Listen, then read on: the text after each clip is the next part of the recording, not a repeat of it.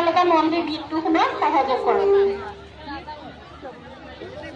ধন্যবাদ মঞ্জু বাইদেউক মই সুবিধাকণ কৰি দিয়াৰ বাবে। মঞ্জু বাইদেৱে অৱশ্যে মোক ভাইৰেল কৰিলে।